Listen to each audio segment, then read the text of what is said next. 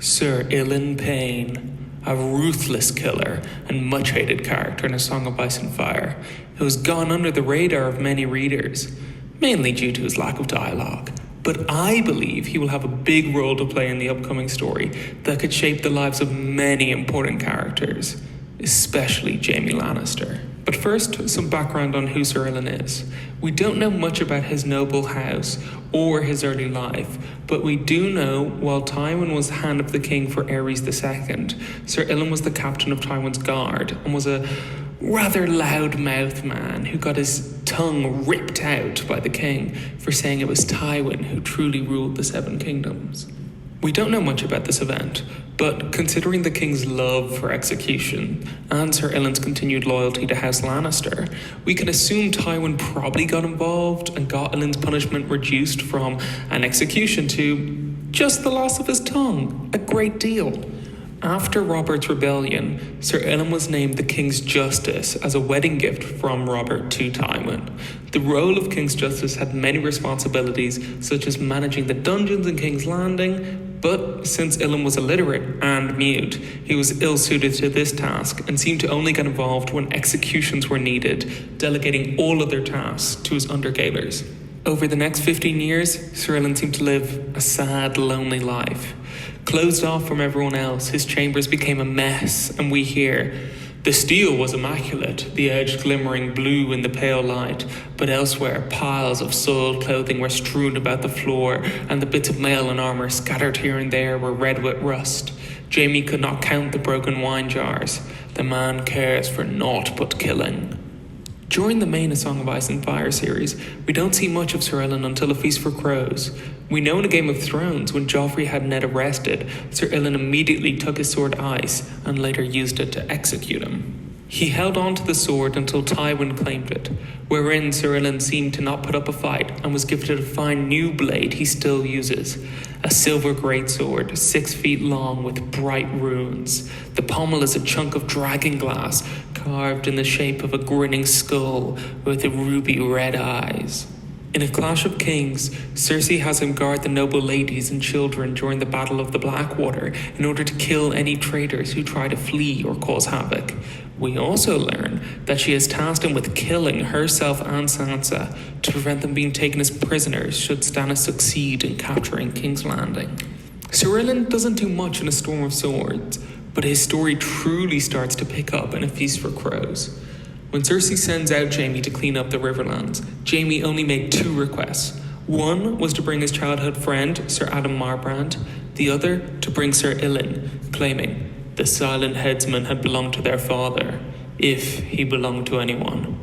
It seems he wanted Ser Ilyn in order to have a sparring partner who could not spread the rumours of how weak and unskilled Jaime had become. However, he also seems to enjoy the silent company of Ser Ilyn. Jaime relates to Ser Ilyn in some regard, with Jaime's loss of hand and Ilyn's loss of tongue acting as parallels they can use to gain mutual understanding. On the journey, we finally get a deeper look into Ser Ilyn's personality. While sparring, Jaime admits to his affair with Cersei. He recalls one night, just after Arya's direwolf had attacked Joffrey on their way down from Winterfell to King's Landing, Jaime had sex with Cersei in a bed which had a passed-out King Robert in it.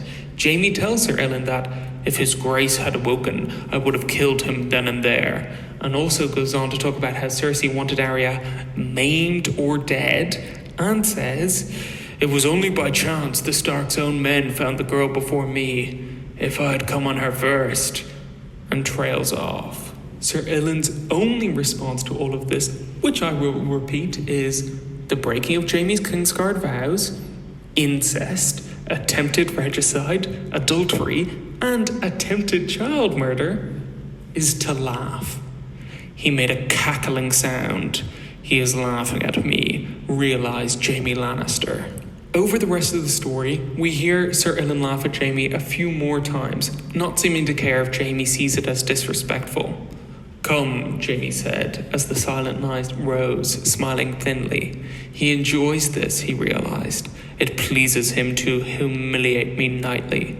It might please him even more to kill me. Then, in his last appearance in this book, Ser Ilyn makes his darkest comments yet. Jaime is pondering what to do about the Kettle Blacks and how they're sleeping with Cersei. Ser Ilyn stays quiet, not making any signal such as a nod or a hand gesture during this exchange, until Jaime says, "What to do with Cersei?" Ser Ilyn drew a finger across his throat.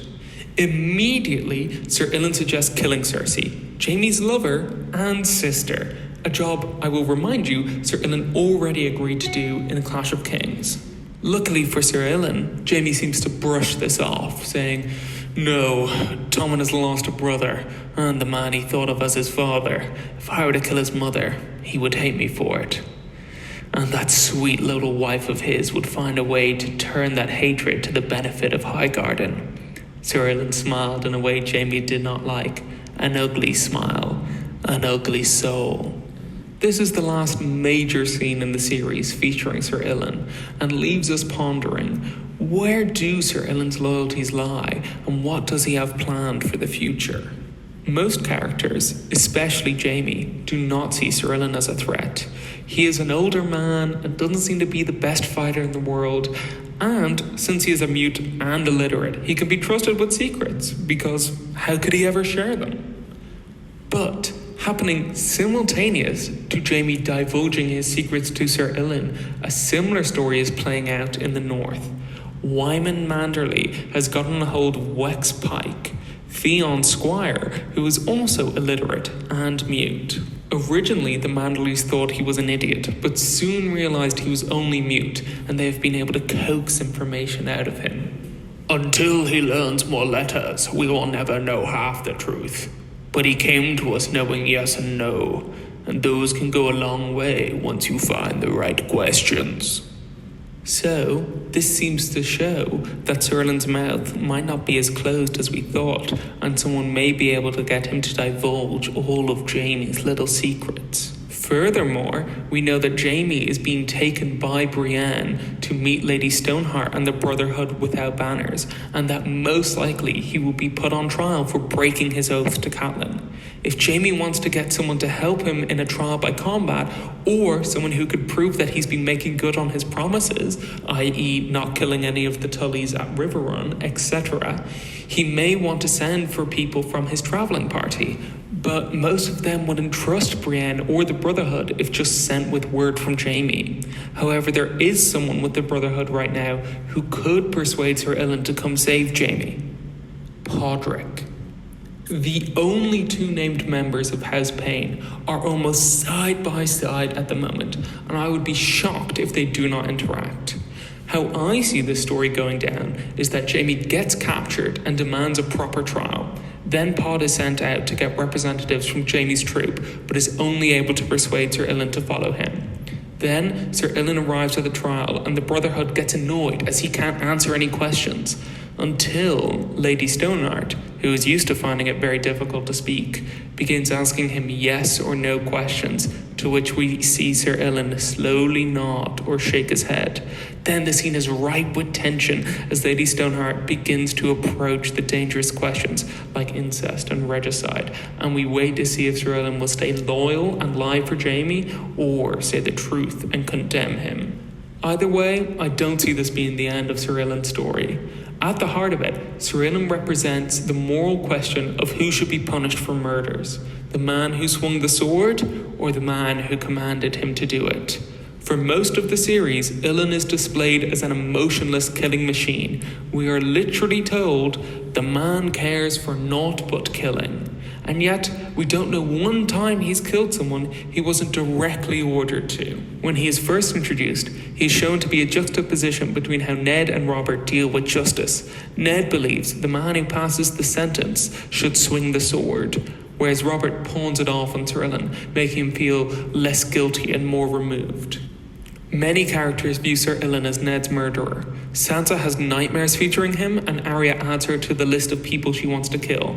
And yet, all he did was as his king commanded, and if he hadn't, surely someone else would have, and maybe he would have been killed for insubordination. Should every soldier who fought in the War of the Five Kings be held responsible for what they did? Or should the lords and knights who commanded them be the ones to face the punishment? I believe Ser Ilyn represents this debate, and his fate will act as a general rule of thumb for who gets blamed in Westeros going forward.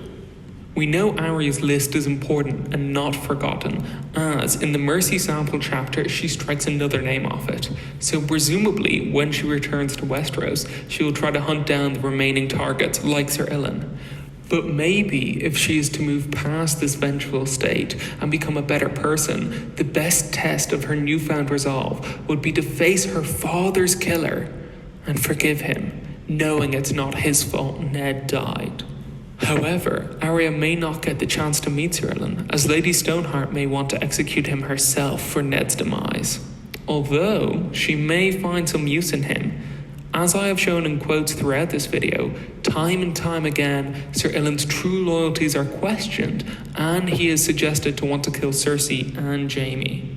First, Jaime says he had belonged to their father, if he belonged to anyone, implying that his devout loyalty to Tywin may not have been so true as once thought. Secondly, we know Cersei gave him the duty of killing her during the Battle of the Blackwater, a role that surely would have gotten him killed by either Joffrey or Stannis. And when Jaime asks him about Cersei, Ser Ilyn immediately suggests murder.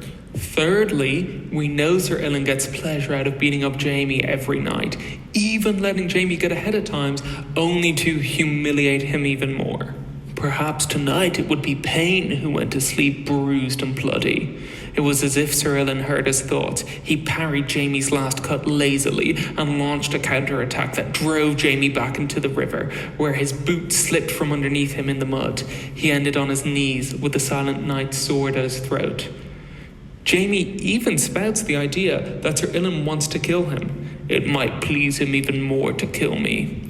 So, maybe in exchange for their lives, Lady Stoneheart tasks Jaime and Ser Ilyn with returning to King's Landing and killing Cersei once and for all. And she may even secretly task Ser Ilyn with killing Jaime as well once Cersei is dealt with. However, this is just one of many things that may happen to Ser Ilyn in the Winds of Winter.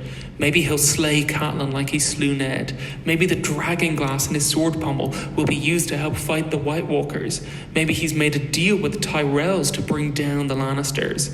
Maybe he and Jaime will run off to Essos and live a happy life together. Who knows? All I know is that I will be keeping a close eye on him and will be waiting patiently for his true loyalties to be revealed. That's all. Thank you very much for watching this whole thing. It's my first ever real YouTube video, so please be kind. Sorry if it doesn't sound good or anything else. But if you have any suggestions or corrections, please let me know. And if for some reason you enjoyed this and want a deep dive into another minor character in A Song of Ice and Fire, let me know in the comments. Also, one last thing, I've been testing to see how strong my accent is, so guess in the comments where you think I'm from, because I think I don't have a strong accent, but other people say I have a very strong accent, so I'd like a large, hopefully slightly international or varied audience to guess where I'm from. But that's all. Thank you, goodbye, thanks for watching so much. I hope you enjoyed it. I really hope you enjoyed it and it wasn't a waste of your time.